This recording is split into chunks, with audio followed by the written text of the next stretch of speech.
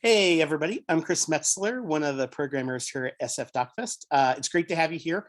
As you know, we're kind of doing the festival hybrid this year in the sense of having live in-person screenings at the Roxy and then also allowing you to kind of stream films in the pleasure of your own home.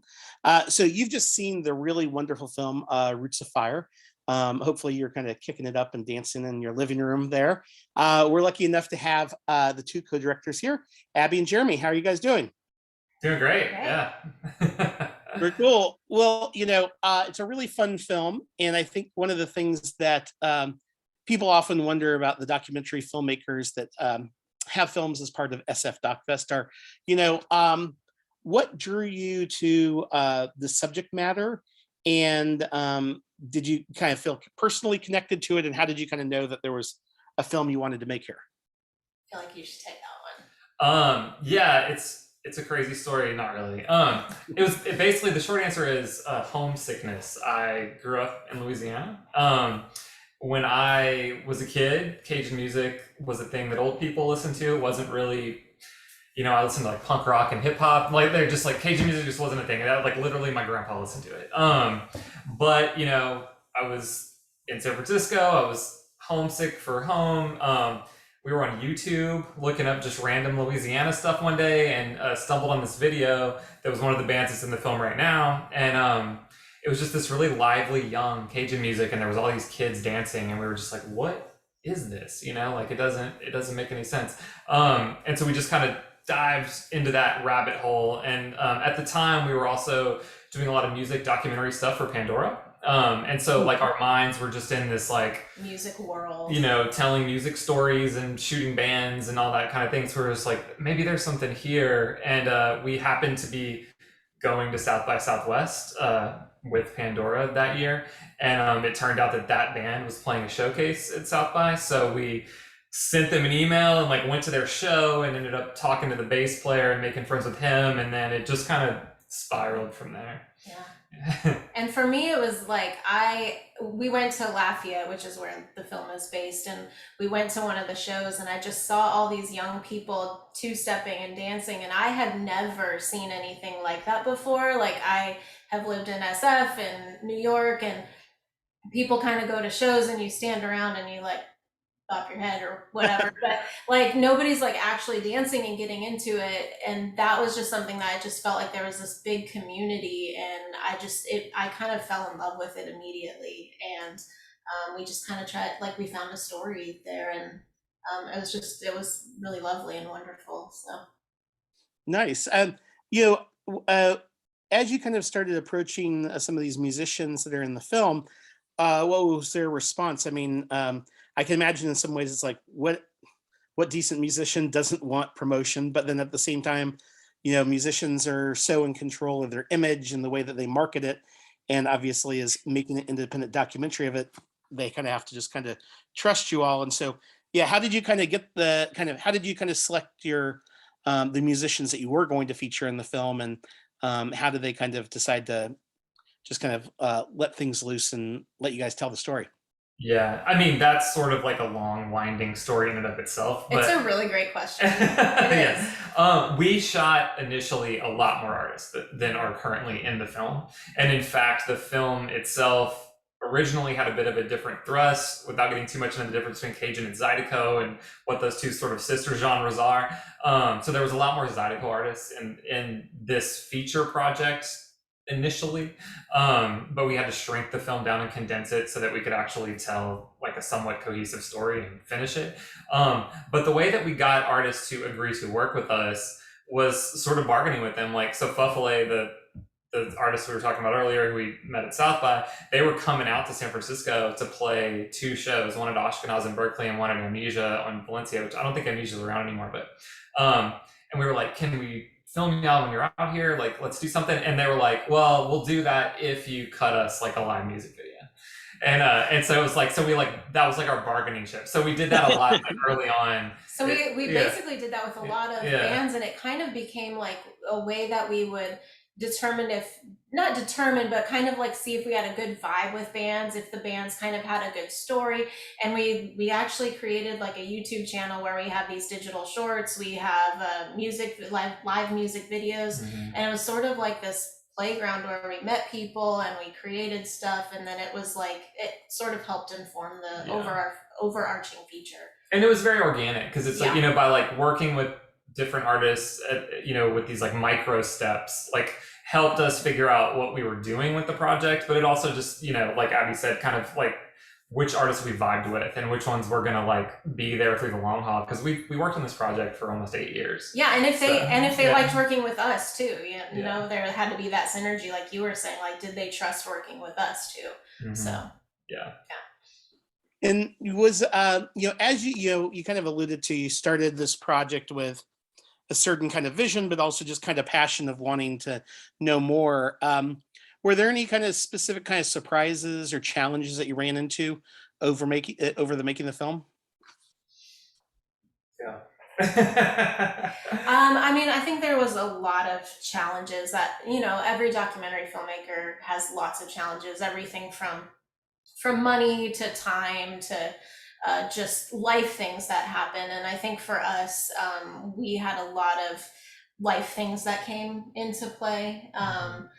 But I think with the what you say, like with the musicians, it was more just like kind of getting people to really like buy into it. There's a lot of times people come into the Cajun music world and they kind of want to, I think we touch on it a little bit in the film, they kind of want to sell that world. They like come in, they pop in for like a week and then they leave and they're like, they sell it. And it's like, we kind of wanted to tell a deeper, richer story. And go ahead. Or, not to interrupt you, but people come in from the outside and they have an idea about what the music is and what it's supposed to be like, and they for some reason like to tell the artists what they should be playing and how they should be playing it, and what it is from their outside perspective, Yeah. not what it actually is. Yeah. And so I think there's a kind of a barrier there. Like, it took a while to earn trust, and yeah. So. Yeah. But I think our biggest challenge was really, this project is almost completely self-funded. We did a small crowdfunding campaign sort of midway that helped us, get to the finish line. But, we had to kind of do it in our spare time, and that was not the easiest way to do a massive music documentary project. I think if we had known what it was going to entail to get it across the finish line at the beginning, we would have like had a whole different way of thinking about it. But and because of that, the project had to evolve over the years from like, this is what we want it to be, so like, here's what we can actually accomplish. And one of the things was like, we wanted to record all the music really well, and that's not cheap to do. Like, almost every song that's in the film, and the film is very music forward, but it's almost all multi-tracked. So it's like multi-tracked a lot of times at these like little dive bars and venues that aren't set up to do stuff like that, and so that took a lot of resources. But it was important to us that the film sounded the way that the music sounds, because a lot of times when you hear it on a CD and it's like very produced, it's not that live music experience that you get with Cajun music. And that is really where the music shines, is in that sort of live arena. Like, you kind of really get it when you're there. Yeah, and obviously you're not at the show, but we wanted people to feel like they were at the show. So Yeah, I think you guys did a good job of capturing that way. And I mean, in discussing kind of live music, obviously, as we kind of slowly come out of the pandemic, do you kind of what's the kind of postscript, I guess, in the sense of like, how are the musicians that are in the film, how do they kind of survive the pandemic, if they in the sense of to continue to make music, and it seems so much that the sort of music is dependent on like a live experience. Like, what's their kind of path going forward? And like, hopefully some folks see this movie and they're like, hey, my next vacation, I need to go to Louisiana, Yeah. some two-stepping. So like, how'd the pandemic affect a lot of the artists that you worked with, and how are things there now in Louisiana? I can take that, or you can take it. well, originally it was like, everything shut down, like kind of like everything, it sucked. But they were actually very innovative right at the beginning. I was thoroughly impressed with what they did. They did a lot of live shows online and did a lot of like donation based shows, and it was really early on, like before a lot of bands even did it. Like streaming, like kitchen concerts and stuff like Yeah. that. Yeah, like very early, like right when the world shut down. Yeah, and we even had like a moment where we were like, should we include this in the film? We And didn't. we were like, no, because we were almost locked at that point. That like we actually had one shoot to do when the world shut down. Yeah. That was like the intro to Roots of Fire, like that little music scene was the only thing that we had left to shoot. And so it's like, no, we're not doing any more like story beats. Like, no, like this project has to. But yeah. But yeah, we were impressed with how they kind of took that and were able to, and I think kind of grow their base a little bit and like solidify the people that were already in it. And I don't really think that it has hurt their base at all. And if anything, maybe it grew it. I can't speak officially on it. And in Louisiana, especially where they're at, I don't think that things have locked down a whole lot. There's still, most of the bars are open, people are dancing. So yeah, things are very much open in that area, and they were open much quicker than a lot of the rest of the country. So so that was an advantage for them. And as of right now, like the big festival that's heavily featured in the film, Festival Acadiens, that festival had to postpone for 2 years, but they just had it like, I don't know, maybe like a month ago. And they're actually going to do it twice this year to make up for the fact that it didn't happen for 2 years. And it was really, great, yeah. And it was really big and was a huge success. And a lot of the bands are back to touring. Like I know Pine Leaf Boys is in Denver right now, I think, on a tour. So yeah. So well, very cool. One of the things I always kind of mention to our audience is that, we're lucky enough to kind of see these films early on in their life cycle, and we're basically, if you like the film, kind of hopefully your de facto grassroots street team. So what can those that saw at home do to kind of continue to follow your work or even kind of share information about the film? Well, we have, like I was saying, we have the YouTube channel, but we also have Instagram, Facebook. Everything is at Roots of Fire. And like tell people about it, follow the stuff.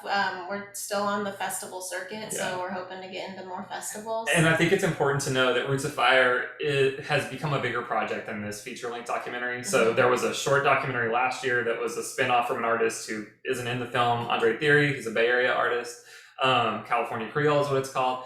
And there will be a lot more stuff on the YouTube channel. So we're going to keep that active. There's going to be a lot more content, and we hope this one's successful so that we can do another one. We'd like to do like a full-length feature just with Zydeco artists. And so, so the project is ongoing. So social media, check it out. At Roots of Fire, everybody. And, make sure you kind of tell everybody saw this really cool film and to kind of look for it for when it comes down to their neighborhood.